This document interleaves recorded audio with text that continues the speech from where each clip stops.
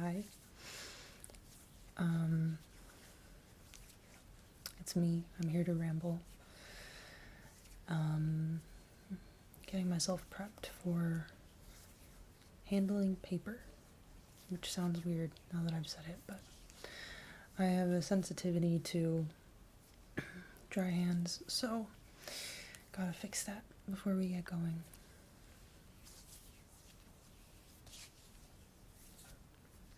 Okay. So today I'm researching, I'm compiling research for a project. I don't know what it's gonna be. I don't know if it's gonna be an essay. I don't know if I'm gonna film it. I don't know what it's gonna be, but I know it's gonna be something. And I have been kind of organizing my thoughts and trying to get like an outline together, kind of bring myself back to where I started, because I did so much research that I just got interested in the subject, which is why I'm talking about it, but I found myself fully like miles away from what I started with, so I'm trying to come back to that. Basically my mind is everywhere, and I'm trying to sort of hone in on what I want to actually talk about whenever this becomes a thing. So, since I'm thinking of testing it as a ramble essay, not really essay thing, I figure maybe we can figure out this new process together. And you can just listen to me figure it out. So I guess to start, well, what happened is I saw the Michael Jackson biopic. That's what started everything.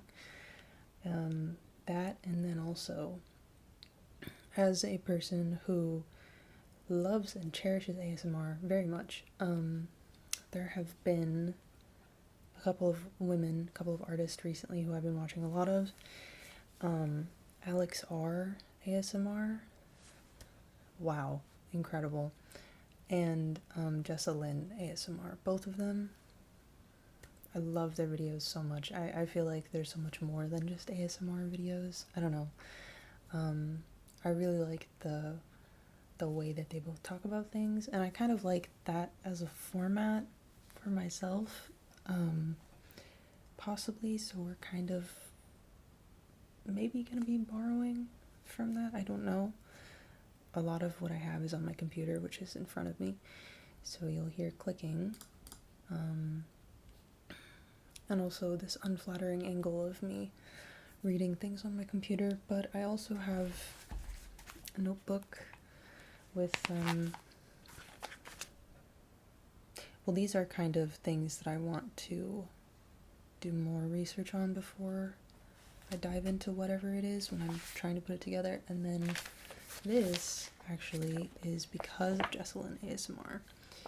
She has a couple videos about art history, art theft, and I don't remember which one it was, but one of them she printed out the paintings and encouraged people to print things out. And I am a tactile person. I have always been a very tactile person.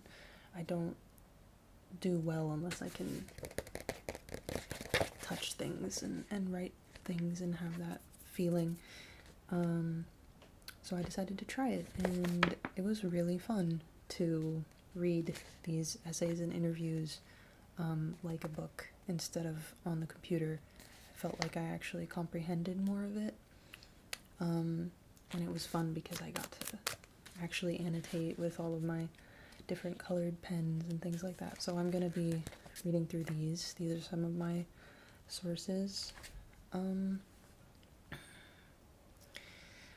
But yeah, I guess maybe we'll start at the beginning. It's a process video, so we'll figure it out together. So I saw the Michael Jackson biopic. Unfortunately for myself and for most of my loved ones, I take my Letterboxd reviews very seriously. And so I was kind of thinking on the way that the movie made me feel for a while. And I took a while and I wrote this paragraph. And then the day before I actually posted it, I had just kind of a passing thought about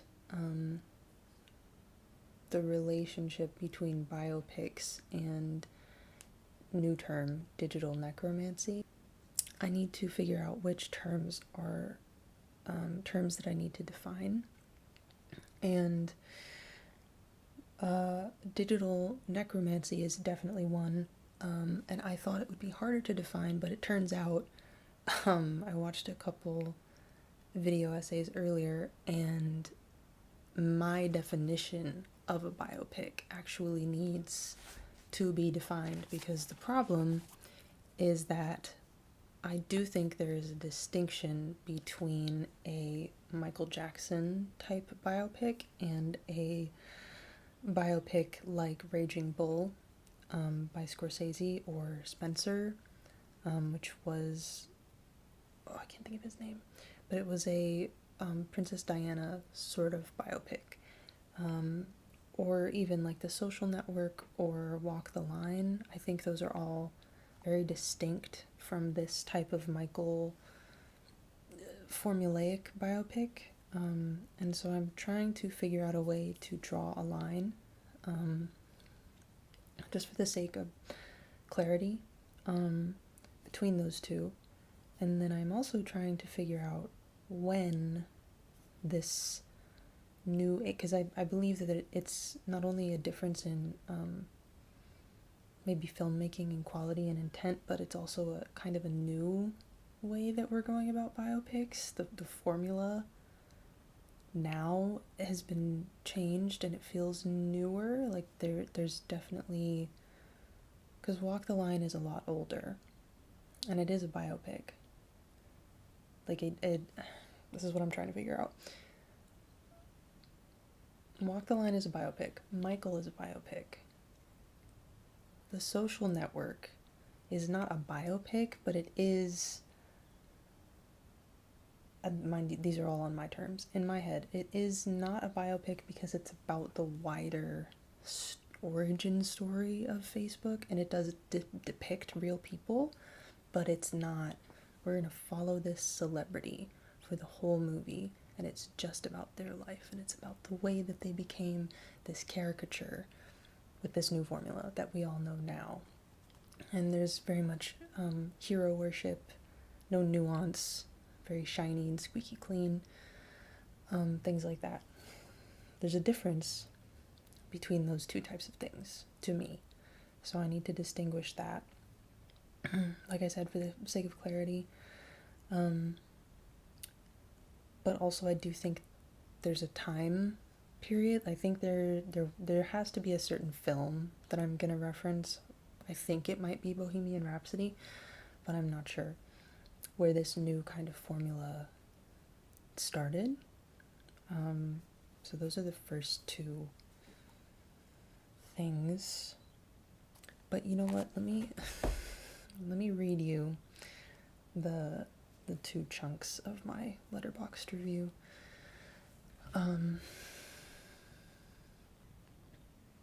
So, ever since biopics became Hollywood's favorite kind of Oscar bait, Michael Jackson picture has been a lingering inevitability.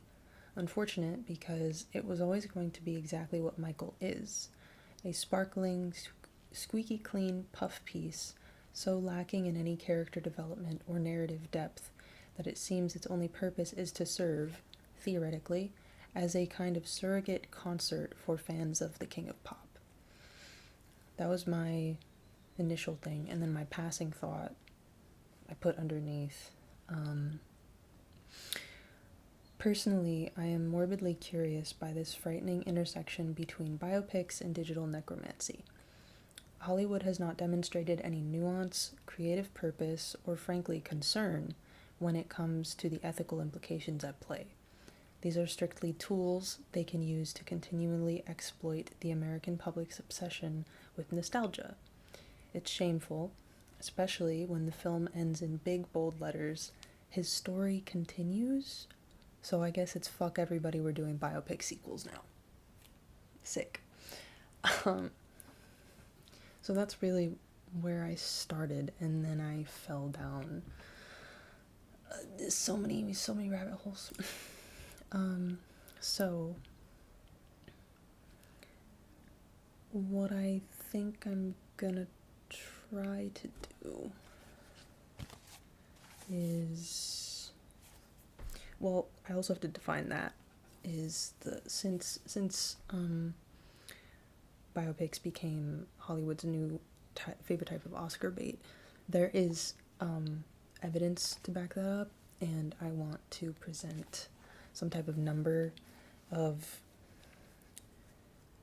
not even really films, I'm more concerned about the people, so actors, actresses who have been given Oscars for playing main characters in biopics. I want a number that I can reference, because it has been a lot. There is evidence to back that up, so I need evidence for that.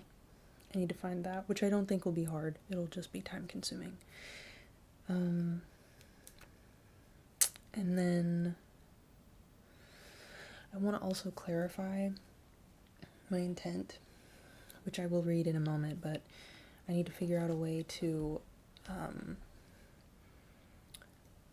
clarify that I'm speaking strictly about like fictitious narratives that we create about these people, because this is my problem. This is my problem. So the issue with biopics is that, yes, they are biographical, but they're not autobiographical in that, A, that person is normally not alive. There are a couple of exceptions, which I want to note. The first one that comes to my head is Rocket Man. I know that's an exception. So I also need to find a way to... We're not talking about Rocket Man. We're talking about specifically biopics about people who are dead, who have long been passed away. This is why it's called a process video, because there's so many things that I want to pull at, but I need to figure out where to place them, you know? So I'm just kind of introducing everything. But anyway, I watched a video essay titled, I think it was called "What's the Point of Biopics?" I also do intend on having a very robust list of my sources, because there are a fair amount. And he brought up serial killers in the video, which is a good point, because I wasn't thinking about serial killers, but there's a lot of media about them. And in doing that, he mentioned, I believe it was a Dahmer documentary that came out on Netflix. I haven't researched this, so fact check me if need be. But the families of the victims came out after it aired and were talking about how, even though it's a documentary, that type, or maybe it wasn't a documentary, I don't know, I have to fact check myself, but they were talking about the fact that it was still exploitative in nature, because of the way that they shot this thing, and obviously they didn't like it. So I had the thought that I need to include a note or another distinction between the point of the video, and my point is not to address maybe truthfulness, because I'm not concerned about documentaries and the exploitation that could happen in documentaries with digital necromancy, though I'm sure it has happened, and it certainly will continue to happen. I think I'm talking more about celebrity and nostalgia and painting a picture that is in line with the American public's narrative about the person, and less about, digital necromancy and AI and people taking advantage of it in the film industry at large, because there's a lot of that, and I will bring it up, but I guess I want to separate the fact that I'm not really, I didn't think of this topic because of documentaries. It will apply to them, but it's not the focus. So I'm reading through my master doc. Well, okay. The premise, I guess, outside of the Letterboxd review, which is essentially the premise, but my rewritten premise for this document, which is titled "We Are So Afraid of Death," is: why do biopics seem to be excluded from conversations about digital necromancy / AI? AI is not, because they're definitely already talking about it with biopics, but I guess I'm talking about the, to me, inevitable function that AI will provide when we move forward into continuing making all of these biopics. Because it's already present, and it's, to me, it's going to get even more present. I also need to figure out a way to clarify that I do really care about film. I get, no one knows my background, but I love movies. I studied film in school. I work in the industry, or close to it at least, and I think about these things not because I necessarily aim to give people an answer, because I don't know the answer. I'm just seeing it, and it feels like I don't know anyone who's talking about it, and so I want to talk about it because I really love movies and I love Hollywood. When I was a kid, I really loved Hollywood, and I know a lot of people who feel that way or felt that way at one point, where, the magic of Hollywood and of cinema and of movies was something that really drove them to where they are today. And I think it's beautiful, and so it makes me really sad to see where the industry is going and how little we're talking about it, and how it doesn't really seem like a lot is being done. There are definitely people that think it's kind of not ignorant, but maybe wishful thinking to think that things could go back to the way that they were, and that's not what I hope for. I just think that maybe we should be talking about it more. Or if anything else, I just want to talk about it because I care about it. It's not me hating on films, that I love them very much. So it just kind of breaks my heart to see this happening now. When I was younger, it was a lot different, and I didn't think I would live through this period of change. I thought maybe it would happen further in the future, but nope. Nope. I wrote a little thing about that, but I don't know if I want to read it, because it's just essentially a journal entry, but maybe I will at the end of this, I don't know. But anyway, in Michael, the crowd work was pissing me off, in short. There's a lot of cutaways to crowds reacting to Michael, which, that happens in every biopic, but this one felt very cheap. It felt very obviously, there was a disconnect between the performance that was happening and the crowds that we were seeing, where you could tell that they just got a crowd, maybe did a 2, 3, 4 different time periods of crowd work in the same day, and they shot them, and then they just had them back to back to back. and myself, a nitpicky, detail-oriented person, was staring at the faces in the background and unfortunately very much agreeing with a sentiment that I've heard Josh Safdie say, where one extra can really take you out of a movie. And for me, it was most of the extras. A lot of them I just didn't believe that they weren't, extras that they pulled from LA. Like, mainly the men. I was like, that's a guy from Silver Lake. Like, I'm not convinced. I'm taken out of the story. Felt very cheap. But obviously there's a lot of crowds in the movie because it deals with fame. And there is a sign in one of the scenes that has a prayer hands emoji on it. None of this movie takes place during the time period where emojis were invented.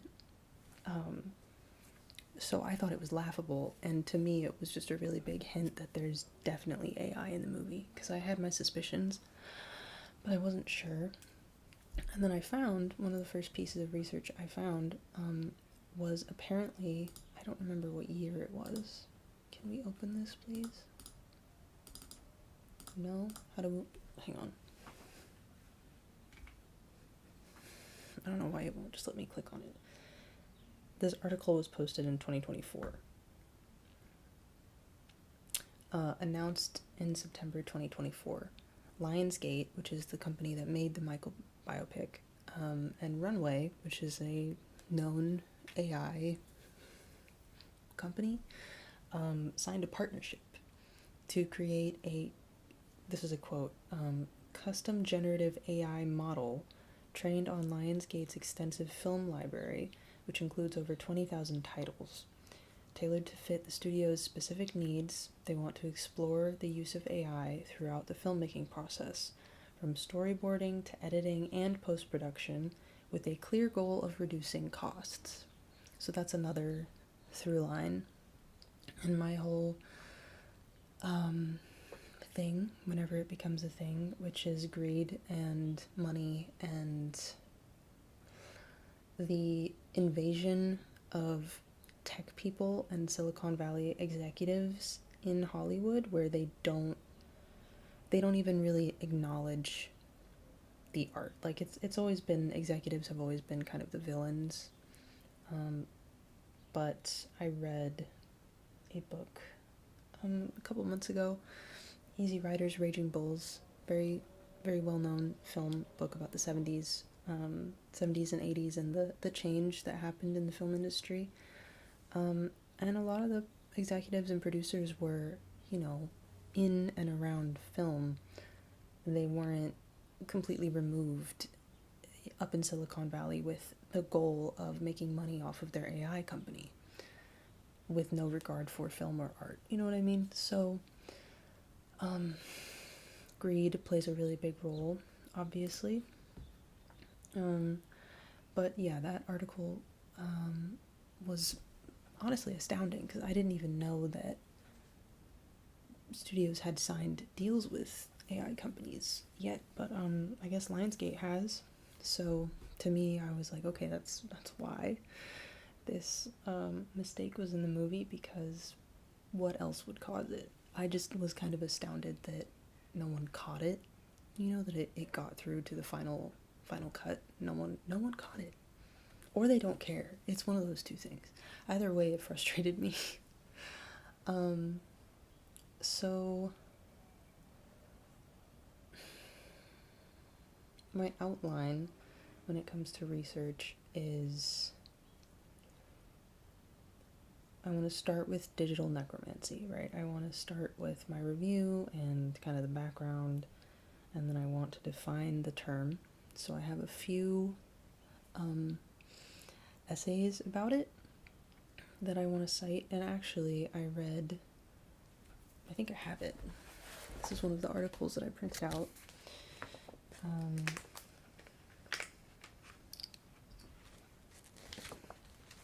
I was a little concerned because the article almost kind of felt AI generated, but it's a college essay, so I think maybe the person may have just been following a very specific formula,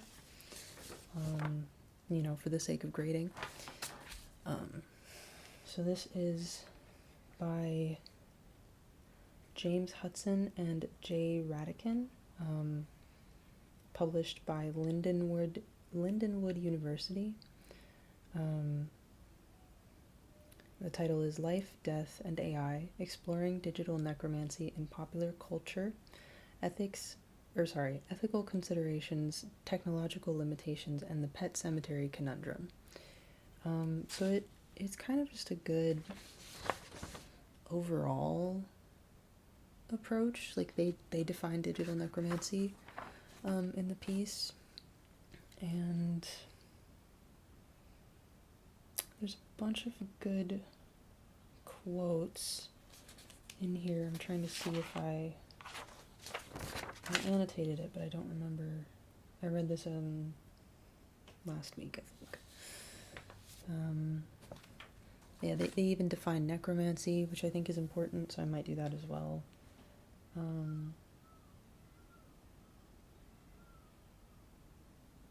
Oh yes, I liked this point a lot. So I should read you the whole thing, actually. Okay, this is a longer quote, but it's from the essay. During the Victorian era, 1837 to 1901, a period characterized by fascination with the supernatural and spiritualism, the practice of necromancy found its place in various forms. One notable example is the infamous case of the Fox sisters, Margaret and Catherine, or Kate, who gained prominence as mediums and spiritualists. In 1848, the sisters claimed to have made contact with the spirit of a deceased person in their family home in Hydesville, New York. Their alleged ability to communicate with the dead sparked a widespread interest in spiritualism, leading to the formation of spiritualist societies and the emergence of seances as a popular form of entertainment. I underlined the last part of that sentence because I thought the comparison of a seance in necromancy is really interesting. I hadn't thought of that, and I think it would be an interesting correlation, modern day correlation, to speak of the way that we use digital necromancy now as something maybe similar to a seance, and specifically the widespread interest that is referenced here and how it's a mainstream thing now.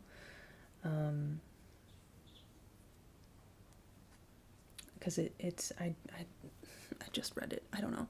To me, it seems exploitative, right? Because there were actual,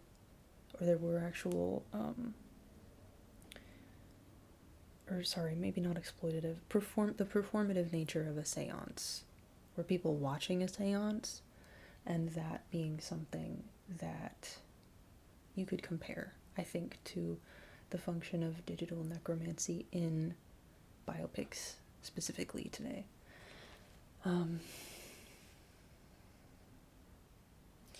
They, like I said, this is a pretty good just general overview. They cite one of the first instances of digital necromancy, which I won't be referencing, I don't think, but it's a big one, because it happened at Coachella in 2012 when this company, which is in here somewhere, but I didn't underline it, created a hologram of Tupac and had him perform, and that was in 2012.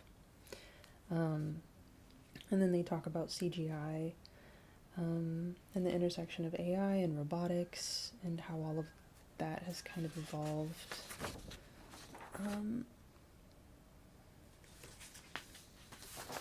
What is this? Oh yes, and well, this is this is one of the biggest themes, is the consent of a person. It's nostalgia, death, consent, ethics. I don't really know a lot about ethics as a field I have my own personal morals, and so that's why I'm calling it that, but I think maybe I should just call it morality. I'm not sure. But this was the first time that the idea of consent was brought up. And of course, I talk about the consent that estates give. I also would like to reference, I don't exactly know how to put it in, but there's a difference between a human, like the person that you are depicting in this movie, the main character of this narrative, being able to consent to your portrayal of them, and their estate consenting. Because frankly, the estates are not those people. Even if or an estate consents, we have no way physically of ever knowing that whether or not a person would have consented. We don't know. We have no way of knowing. Oh, I hope that wasn't loud. And then there's a, I forgot where I was. The question of consent is a big point that I want to harp on.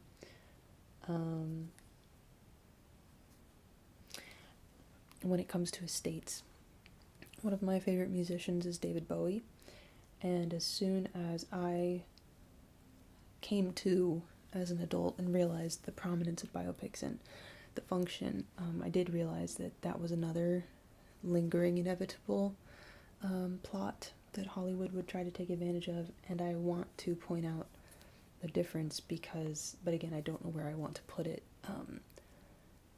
They did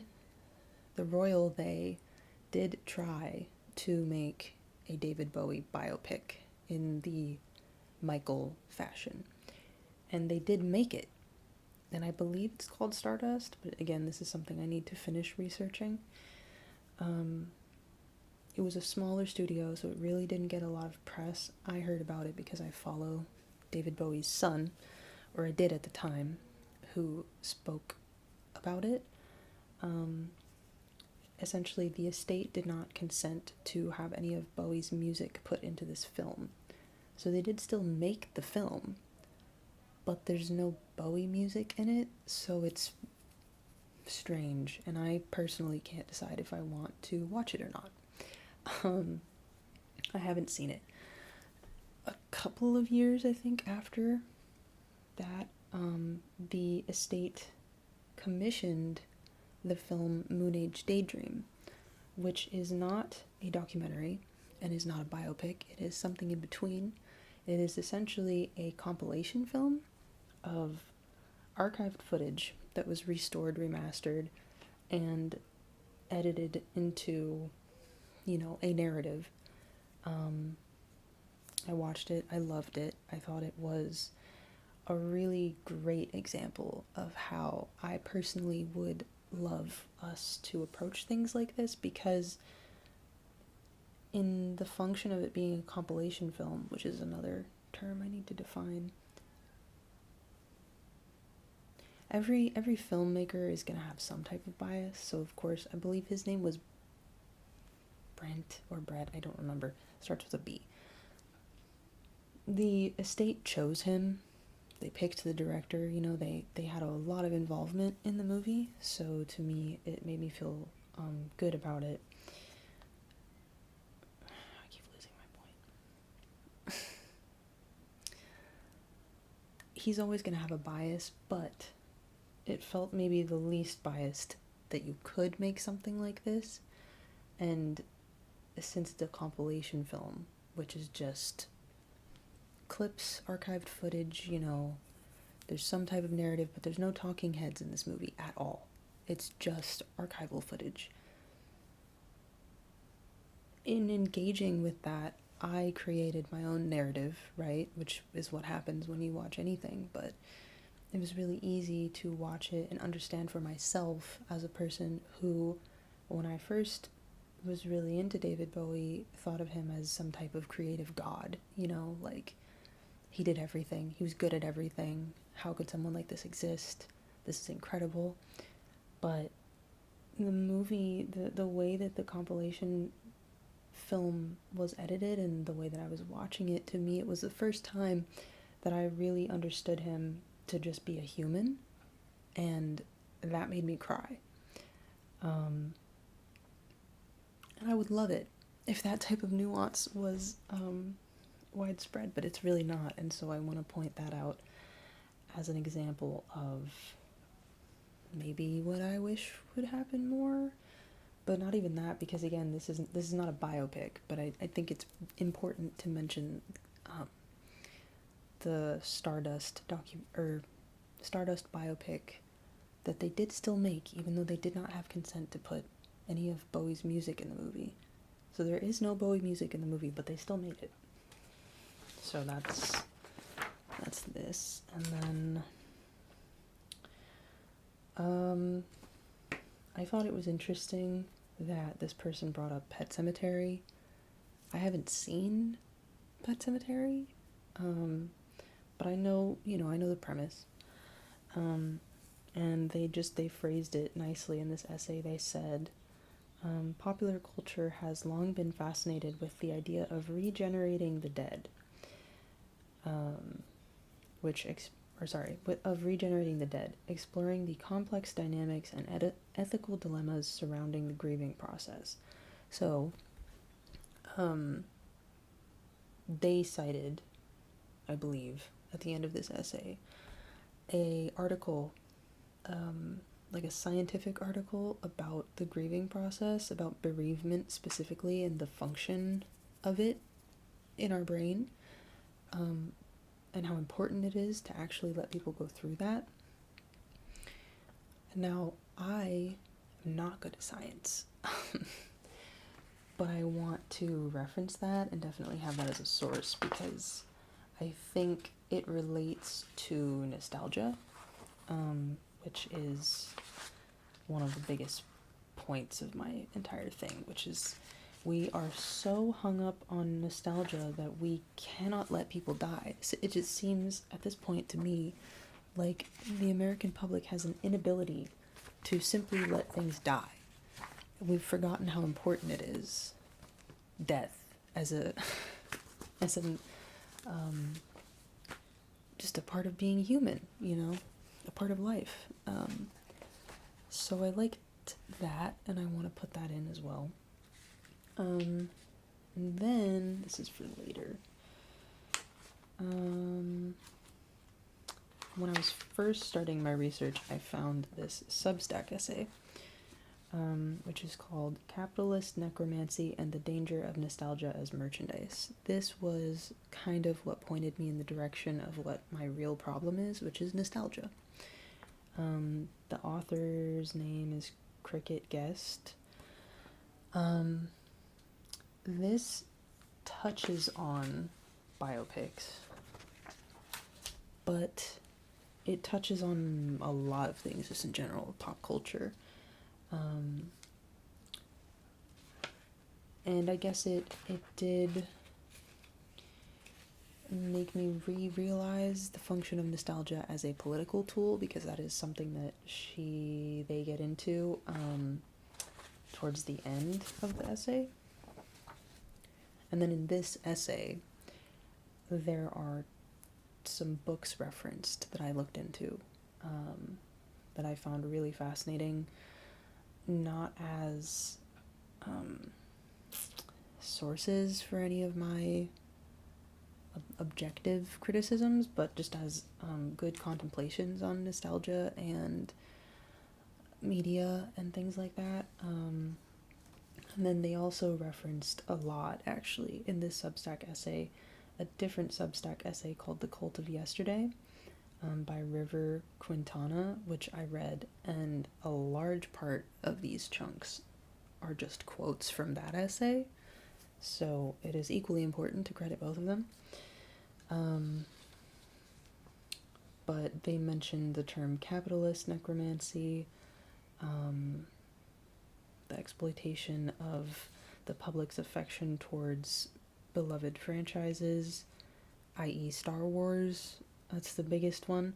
That is genuinely, when you look into digital necromancy, the most cited things that I saw were 2 instances of digital necromancy in a Star Wars film, or I think it's two different Star Wars films. One was Carrie Fisher, and one was in Rogue One.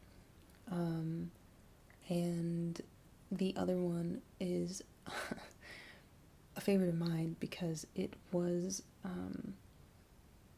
the reanimation of a character in Alien Romulus, which they did half with CG and half with animatronics.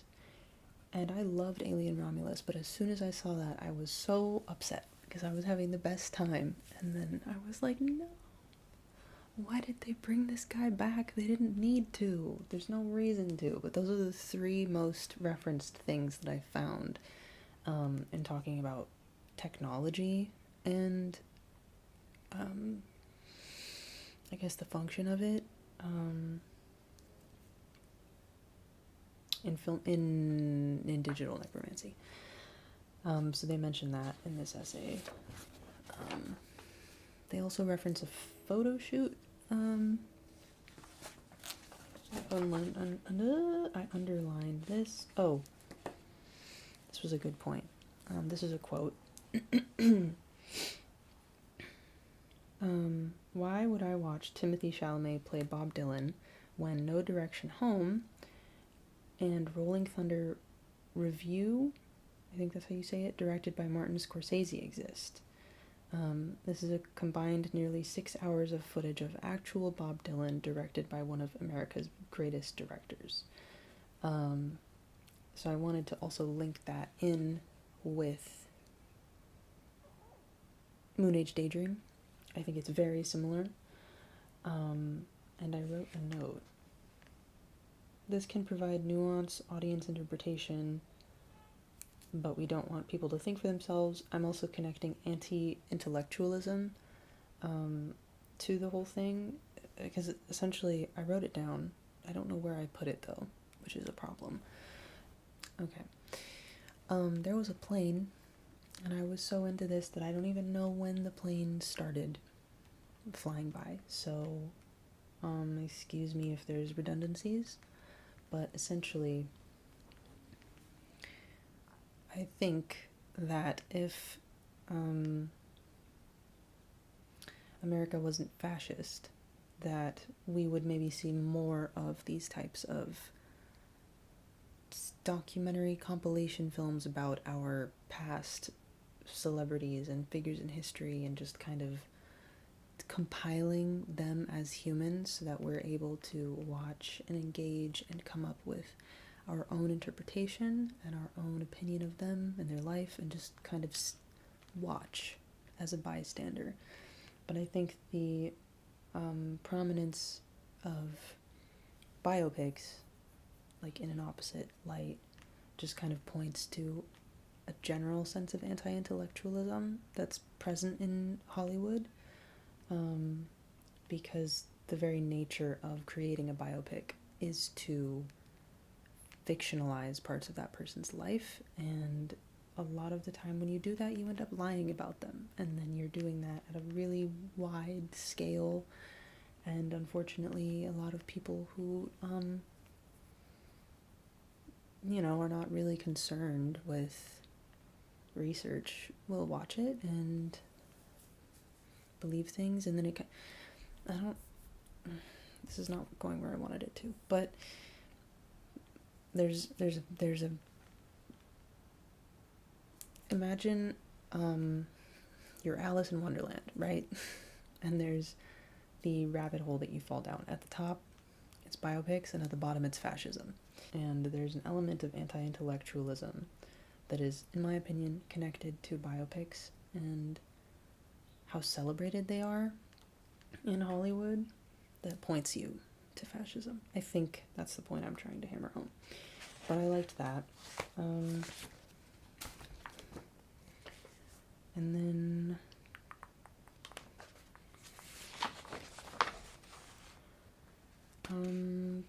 yes, they referenced, I liked this quote a lot.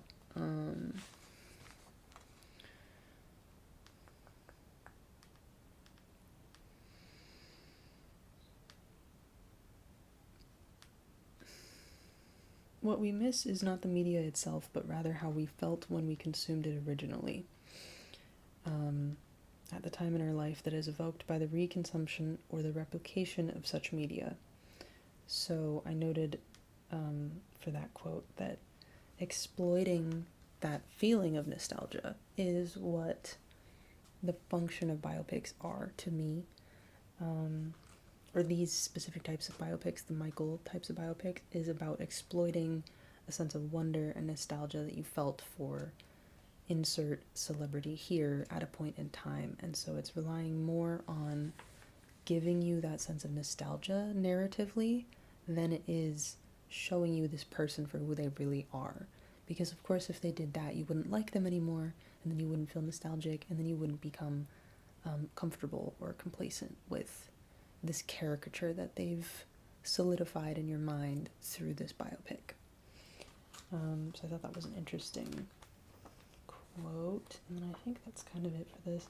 They brought it all the way back to politics and Reagan and Trump and the function of nostalgia for an American past that doesn't exist, that both of them ran on. And so I think that's just a good point to connect to the caricature of it all when it comes to biopics. And, you know, Michael Jackson was a human. He was very complicated. We, through this movie, are simply giving you, this is him. There's nothing else complicated about him. He was the king of pop, and that's it. And to do that not only encourages, you know, a certain anti-intellectualism, but it also just robs them of their humanity, which I just think is, I think it's wrong. That wasn't my point, but yeah, these are a lot of good sources in this Substack essay. It kind of got me, it was a good starting off point for me, or a lot of really good sources. It led me to a book that I really would like to read, but I haven't read. They did link to an interview with the person who wrote the book, Mark Fisher. The book is titled Hauntology, Nostalgia, and Lost Futures, and apparently this book sounds interesting. It's more about music than it is about film, but he establishes hauntology as separate from nostalgia, and I think that's an interesting point to bring up. And I have his interview here, I think. But that was more kind of like towards the end, I think, of whatever this ends up being.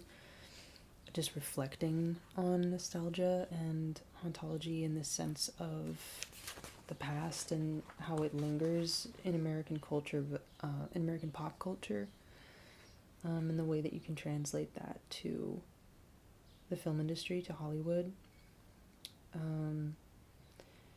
But yeah, he has a lot of really interesting quotes in here. I don't know if I want to quote from this because I thought it was really interesting, but I didn't quite grasp the full difference between hauntology and nostalgia. That is a definition as well that I want to establish, but this was just a really interesting read. And I want to read the book, but I don't think I'll read it before I make the thing, because I'm really slow at reading. And I don't want to talk about hauntology. I want to talk about nostalgia. So I think it's a good reference to point people to. And I know for a fact I'll be reading that book at some point. I just don't know when. And then another source from those Substack essays was an essay written in 1993 called The Nostalgia Gap by Tom Vanderbilt.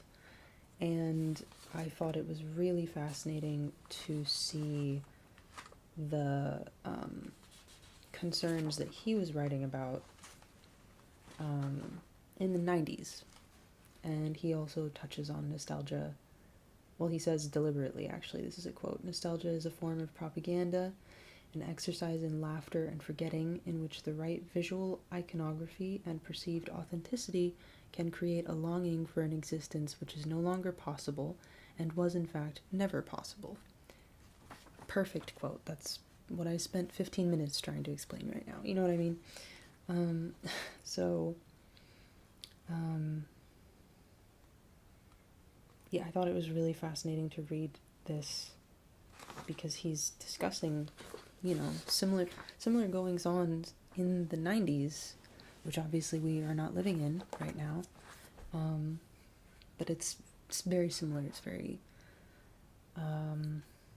not frightening, honestly, just kind of fascinating that patterns, you know, history repeats itself. So those I think will be towards the end of this whole thing. What else do I have?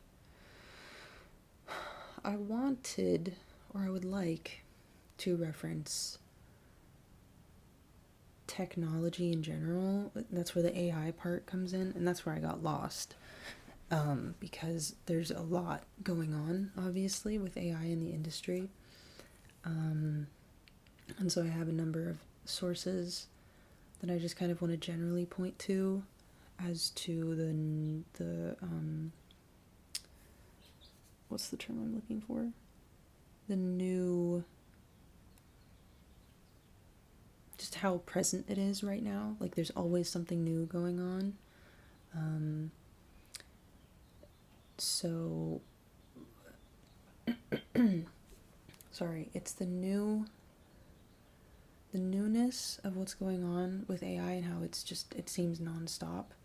But then also the function of AI, because that's where it's all leading to, right? Is biopics and digital necromancy and nostalgia, and then the function that AI presents right now, and I think will just continue to present more in the future, which of course I'm pointing to the Val Kilmer AI movie that I don't remember if it's been released yet, but it the trailer came out and there was a lot of talk about it online. And then the Cannes Film Festival apparently also debuted an AI film, or is going to. I haven't fully looked into that, but there's an intersection there, which honestly shocked me. And then also semi-recently, AMC announced a refusal to screen an AI short that is going to be a pre-screen at a lot of theaters throughout the US. And so I want to point to those as just recent things, but I also want to define like what exactly AI is used for, or at least what we know of right now, which is usually preserving actors and where is it?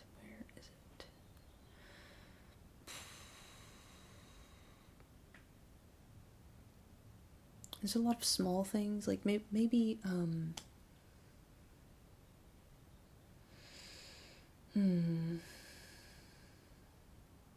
minuscule things, or things that people would consider minuscule, like remastering.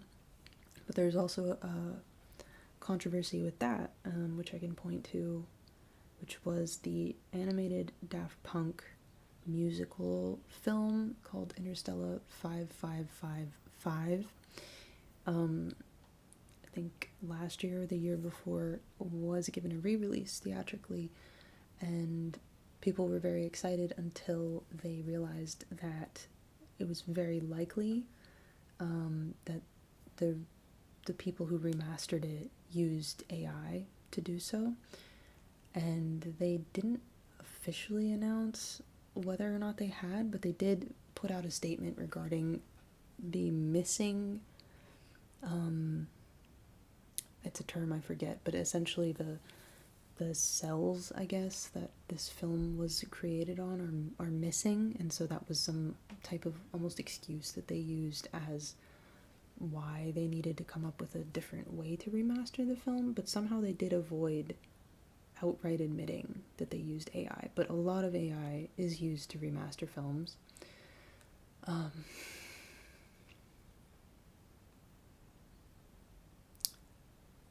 I don't know where I put this. There's a function of it right now, but then there's also the scarier function, which I want to touch on, which is going back to what I mentioned earlier about Star Wars, where I learned during my research that Lucasfilm scans all of their actors prior to a production. And I think that would be interesting to bring up, A, for the future of tech and digital necromancy, but B, for the function of the consent of those people, because obviously if you're scanning people who are still alive, they do have to consent to it. So that's interesting. But then another point on the consent is Zelda Williams, the daughter of Robin Williams, has spoken out a number of times about the use of AI to recreate her dad and how she finds it, disgusting, and she has fully asked people to stop sending her things. And she mentioned, I don't have it in front of me, but she mentioned something like, she works in the film industry as well, and so she has seen the predatory ways in which these studios will really try to have a person consent to give their likeness maybe indefinitely for projects. But Robin Williams specifically signed something before he died that barred people from using his likeness for, I believe, 25 years after his death. So there are accounts of people very strictly not giving consent. I personally worry that after 25 years, what's going to happen? Because that's another figure that for a fact people want back on the screen. You could make so much money off of a Robin Williams whatever. It's just painful. So I think it's very cool that Zelda has talked about that, Zelda Williams. And then I also want to bring up the unions and their involvement, because there are a number of resources on the SAG-AFTRA website about AI. I found a letter that they wrote about the necessity of bargaining AI in contracts, I believe, but I think that has to be on a case-by-case basis, and that was something that they were addressing in the union. And then obviously the writers' strikes were a large part of the writers' strike was them fighting against AI and fighting against their work being used to train AI. So I think it's worth noting that as well. And then in California specifically, since that's Hollywood, there are some laws that do exist about post-mortem depictions of people with or without their consent. And there is an act that a congresswoman, Representative Maria Salazar, and a number of other people introduced. Is this an act? It's an act called No Fakes, which stands for Nurture Originals, Foster Art, and Keep Entertainment Safe, which has not been passed, but it's a very interesting act about AI deepfakes and IPs. So I think that's another interesting thing to bring up. There's another book that was referenced in that essay called The Transparency of Evil, essays on extreme phenomena, which I would like to read through before I make my thing, because essays are doable for me. And then I did find just an interesting video essay. This person watched the Steven Spielberg movie AI.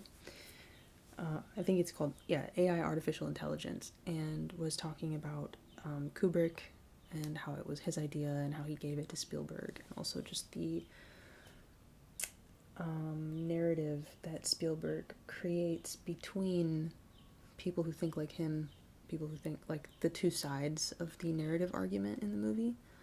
I I just thought it was a really thoughtful video essay, and I thought it was interesting because AI, when did that movie come out? Not recently. One moment.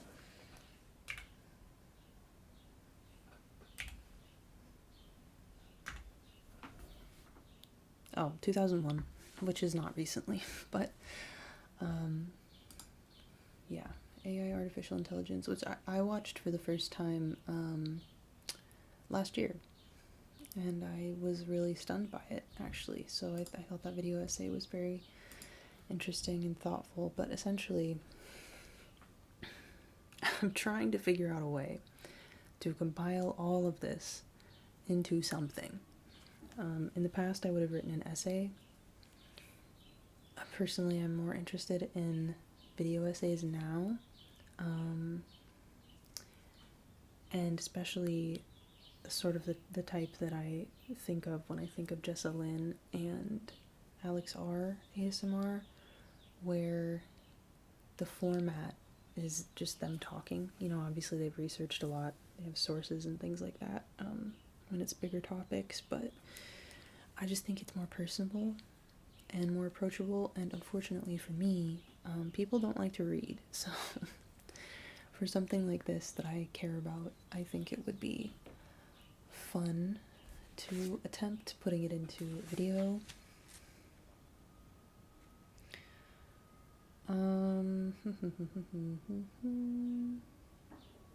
Yeah, I guess I'll leave it here. This is kind of where I'm at in my process right now. I just have a lot going on, and I don't know what to do with it. Well, I know what to do with it. I don't know how to organize it. So this was an exercise for me to hopefully help myself organize it, and also a ramble for yours truly. So this was a lot. It was a ramble, and it's, you know, it's gonna turn into something eventually. Hopefully this month. That's the goal, anyway, by the end of the month. I just don't know how to organize all of that in a palatable way. I just want to make it easier to understand, because to me it all makes sense, but this is my brain. So I'll end with this paragraph that I wrote after I did a lot of my research initially, and it's just kind of the heart of it, of why, I guess, why I care enough about this to spend an hour and counting talking, and, you know, making something about it. So this is just kind of my little journal entry about it, and I'll leave you with this. Thank you for being here. Thanks for listening to my ramble and coming along as I try to figure out this new process for myself. I'm excited. It's gonna take work, but this is a really exciting project for me. And yes, I may have given it all away in this video, but that doesn't matter because it's not finished. So thank you for witnessing part of the process with me. Are we all so afraid of death? Am I so afraid of change? No. I am afraid for the future of an art form which I hold so dear. I fear the infection that the tech industry spreads. Money before art. They have no taste for anything. Their palates deadened by greed. They have become so poisoned by it they can't taste anymore. But those who crave the complex flavor profiles of art can spot the poison a mile away. I suppose I am shocked. Shocked because I am witnessing an event which we have long told tales of. We have known this would happen. We have always known the threat, yet we are doing next to nothing to stop it. Or that's what it feels like. I have heard that these tales were in fact working against us because we have fetishized this portrait of our future, Blade Runner, etc. Our own art form used to do so. But I'm sure it's more complex than that. Let people die. Let the dead lie. This foul stench, digital necromancy. I want to talk about it, I think, because I feel so passionately about this change, and it feels like we have already been lulled into complacency, but this is just the start. The answer, if you need one, is simply this: be aware. Be aware of how rampant nostalgia is in American culture, how it infects and reduces art to caricatures of the past. Know that this is a tool, a function of propaganda, and call it out. Do not engage with it, or if you must, do not pay to engage with it. There are loopholes, find them. I don't know. I love movies. They have been so important to me as I've grown up, and as I discover more about myself and the world that I exist in. I don't want to see them die, so it breaks my heart to watch the slow, ugly, greed-fueled death of something I love so, so much. I'll talk to you soon.